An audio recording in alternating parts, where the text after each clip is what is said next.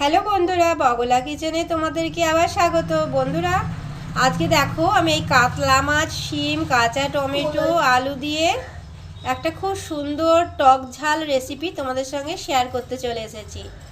এটা ভাতের সাথে খেতে খুব ভালো লাগে। তাহলে কিভাবে বানাতে হবে চলে নিই। টাটকা 5 পিস মাছ নিয়েছি, লবণ হলুদ মাখিয়ে রেখেছি ভালো করে ধুয়ে। মাছটা আমি সর্ষের তেলে ভালো করে ভেজে নেব। কড়াইয়ে দেখো আমার সর্ষের তেল খুব ভালো মতন গরম হয়ে গেছে। এবার আমি মাছগুলো ভেজে নেব।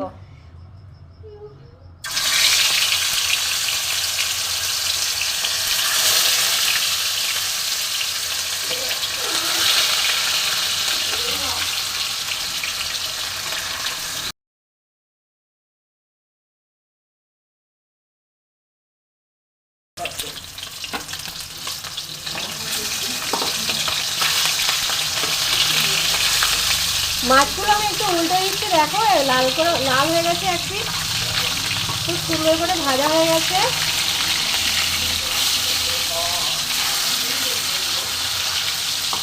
সব মাছটা উল্টে ভালো করে ভেজে নেব।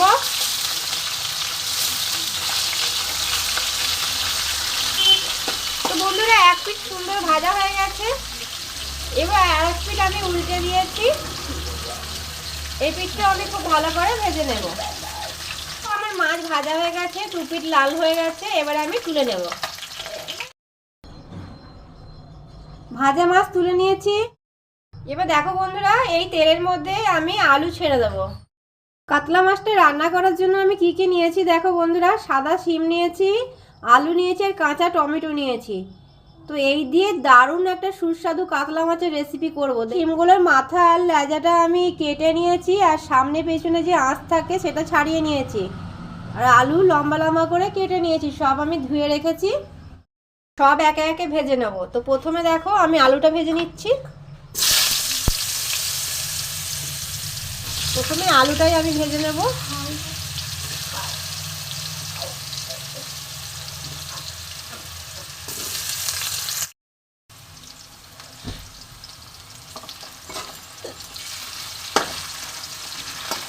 একটু লাল করেই ভেজে নেবো আলুটা। দেখো আমার আলুটা সুন্দর ভাজা হয়ে গেছে। আমি আলুটাকে এবার তুলে নেব, দিয়ে একইভাবে আমি শিমটা ভেজে নেব।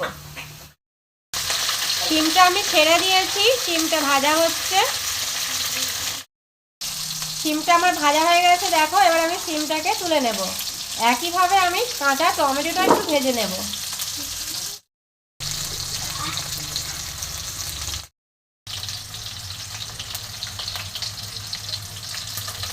দেখো বন্ধুরা, কাঁচা টমেটোটা আমি কড়াইয়ে দিয়ে দিয়েছি। এটাও আমি একটু ভেজে নেব। তো আমি কোনো ভাজাতে কিন্তু এখন লবণ হলুদ দিইনি।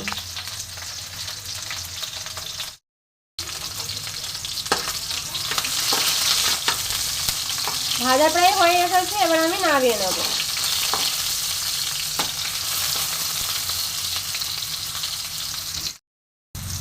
দেখো টমেটো ভাজা হয়ে গেছে, আমি নামিয়ে নিচ্ছি। তো আমার বন্ধুরা দেখো, আলু শিম টমেটো আমি ভেজে নামিয়ে নিয়েছি। এবার আমি বাকি রান্নাটা করব। আমি কোনো ভাজাতেই লবণ হলুদ দিইনি, পরে তরকারিতে দেব সেই কারণে দিইনি। এবার দেখো তেলটা খুব পুড়ে গেছে। এবার দেখো এই ভাজা তেলের মধ্যে দিয়ে দেবো আমি খানিকটা পেঁয়াজ কুচি।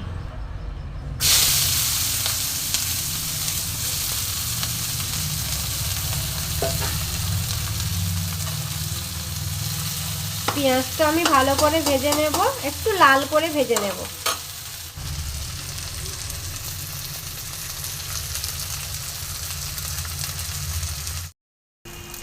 দেখো লবণ হলুদ দিয়ে দেবো এবার। পেঁয়াজটা ভালো ভাজা হয়ে গেছে, লাল হয়ে গেছে অনেকটা। এবার আমি এতে লবণ হলুদ দিয়ে দেবো। আমার পুরো রান্নাটা করতে যতটা লবণ হলুদের দরকার আমি সবটাই দিয়ে দিলাম এখন। এবার আমি কিছু মশলা দেব, দিয়ে ভালো মতন কষবো।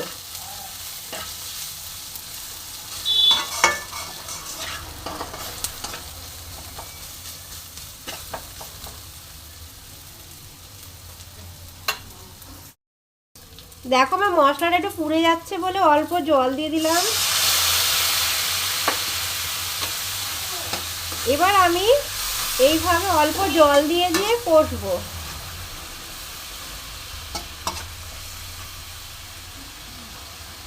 এখন দেব আমি এতে আদা বাটা।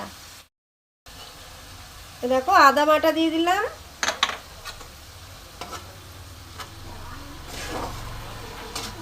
বড় 1 চামচ মতন আদা বাটা। ফ্লেমটা আমি একটু কমিয়ে দিয়েছি।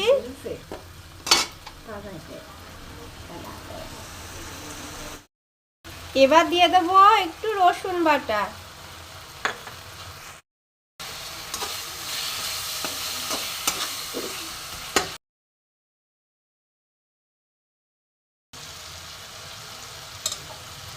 লঙ্কার গুঁড়ো দিচ্ছি।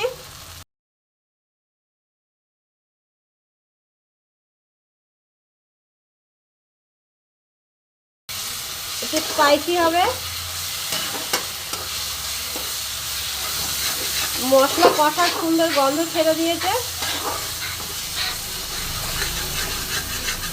দেখো মশলাটা কষা হয়ে গেছে, কড়াই থেকে ছেড়ে দিচ্ছে মশলা। এবার আমি সবজিটা দিয়ে দেবো। ভাজা সবজিগুলো আমি সবটা দিয়ে দেবো। এবার কষা মশলার সাথে সবজিগুলোকেও আমি একটু কষবো। 2-3 মিনিট মতন আমি কষে নেব।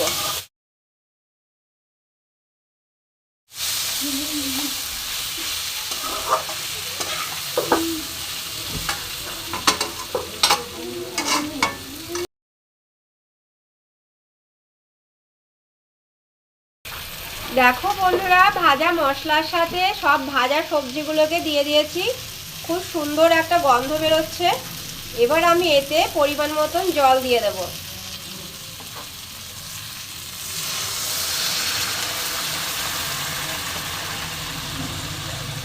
ফ্লেমটা একটু বাড়ানো ছিল তো, তাই আমি একটু কমিয়ে দিলাম।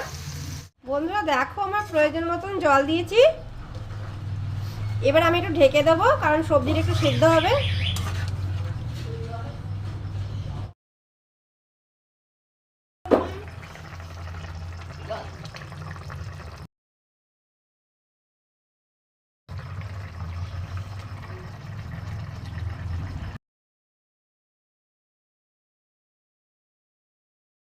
এবার বন্ধুরা ভাজা মাছটা আমি তরকারিতে দিয়ে দেব।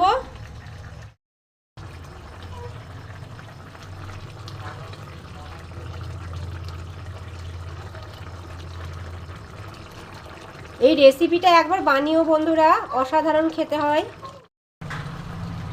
আমি একটু চিনি দিচ্ছি।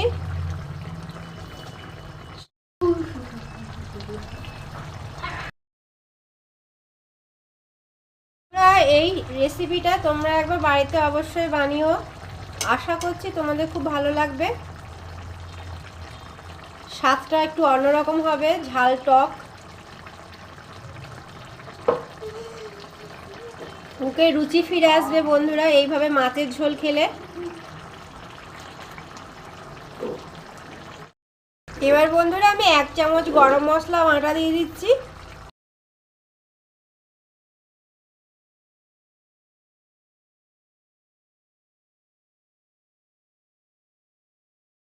বন্ধুরা আমার রেসিপি কমপ্লিট হয়ে গেছে। আমার রেসিপিটা যদি তোমাদের ভালো লাগে প্লিজ সাবস্ক্রাইব করো আর ফলো করে দিও বন্ধুরা। তো এইভাবে কাতলা মাছ একদিন বানিয়ে দেখো, আশা করছি তোমাদের খুব ভালো লাগবে। পুরো রেসিপিটা দেখার জন্য অসংখ্য ধন্যবাদ বন্ধুদের। দেখা হচ্ছে নতুন রেসিপির সাথে।